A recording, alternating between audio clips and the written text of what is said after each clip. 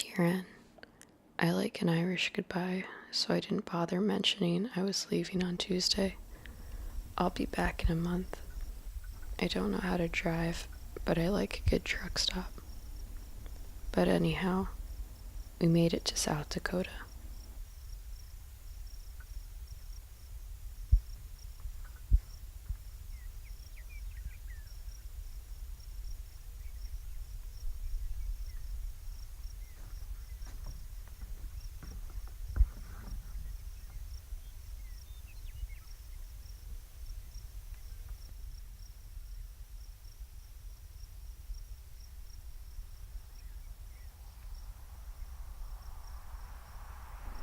On Pine Ridge, we meet Emily Bullbear, a Sioux Park ranger. She tells us about porcupine roadkill. She uses their quills for crafts. Emily also reminds us of unexploded ordnance hidden in the Badlands. The government used this land as a gunnery range and expelled her people. A formal reminder, this land is disposable, and so are you.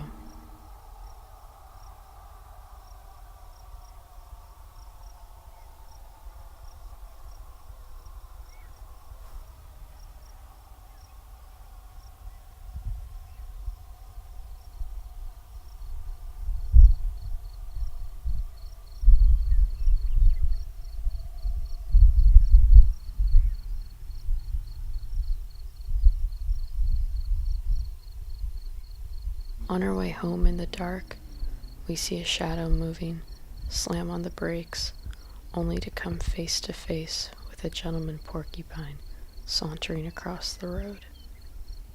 Back at camp, it's going to rain. There are no tarps at Cowboy Corner, and I'm getting worried. But you know me. When I'm landlocked, I'm nervous.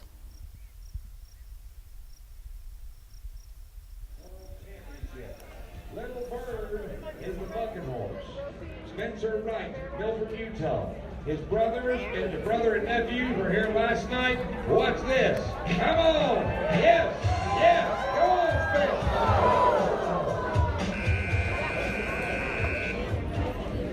That horse right there is a full sister of the two-time world champion saddle bronc horse, Miss Congeniality from Powder River Rodeo Company.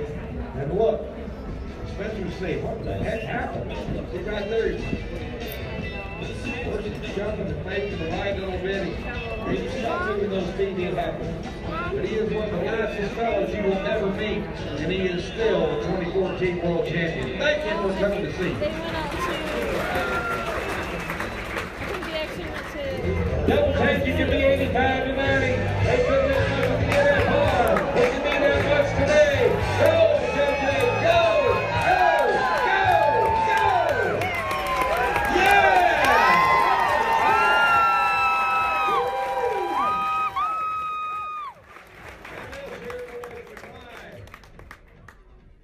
Dear Anne, do you dream of highways? Today we drove into a dark cloud of smoke on the I-15, only to discover an SUV consumed by fire. No one seemed to be concerned.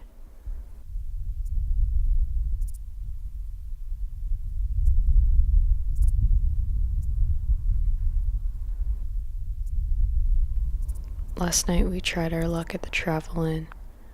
In the office, bugs fell from the ceiling, and a man with a pentagram tattoo on his chest greeted us in the parking lot.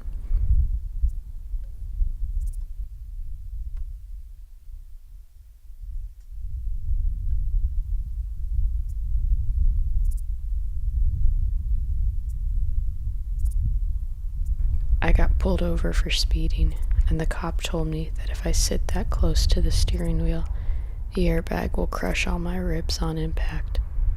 I informed him I have very short legs. He didn't know what to do with this information and let us off with a warning.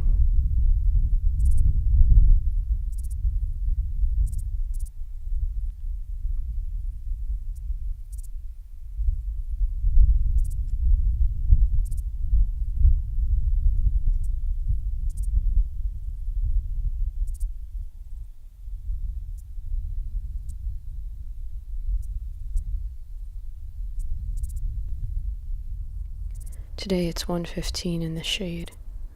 There's nothing for miles, and we're out of trail mix. Dinner is courtesy of the Long Street Casino. We sit on leather couches and take in the old men and the slot machines bathed in neon.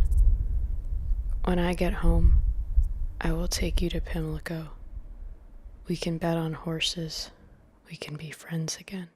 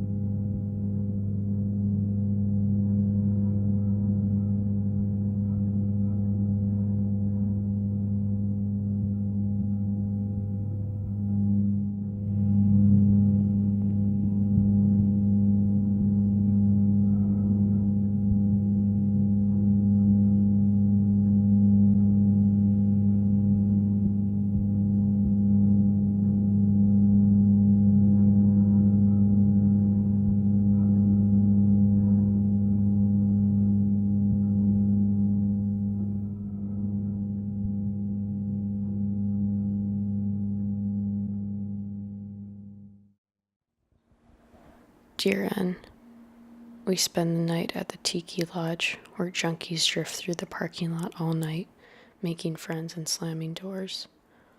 On the way to the forest, we pass kids shooting out of the back of a truck and a man with a broken arm smoking a cigarette.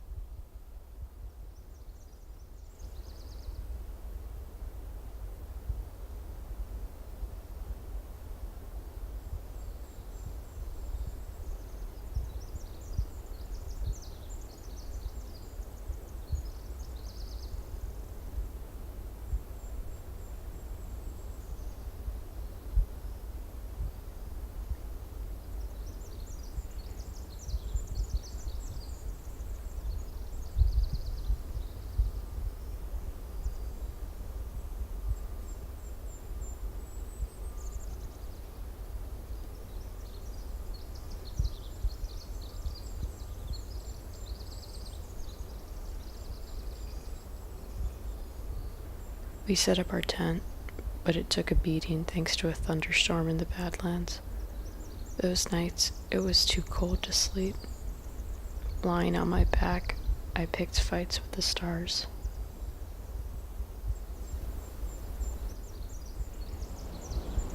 I still look for you in trees. I was ready to break your fall.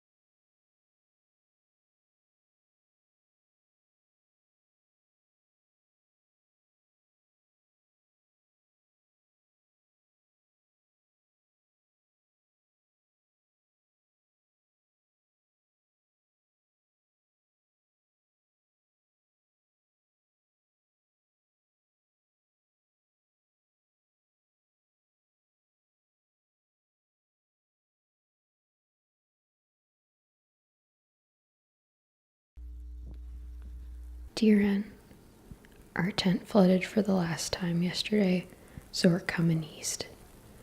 I watched some kids drown each other in the Motel 6 pool on my way to buy dinner at the gas station. I'll be home in a few days if we don't get trapped in Kansas or lost in Ohio. I know you won't be there, but I know I still bother you. I didn't get better, but I learned how to pass 4 trucks on a 2-lane highway, fall asleep before midnight, know the gospel of the power lines. I spent that month taking calls in parking lots, loading film in motel bathrooms, taping tent poles back together, trying to lose track of my face. I don't trust side view mirrors. I don't trust myself to see the truth. I stopped making sense to you a long time ago. I'll be home soon. Don't wait up.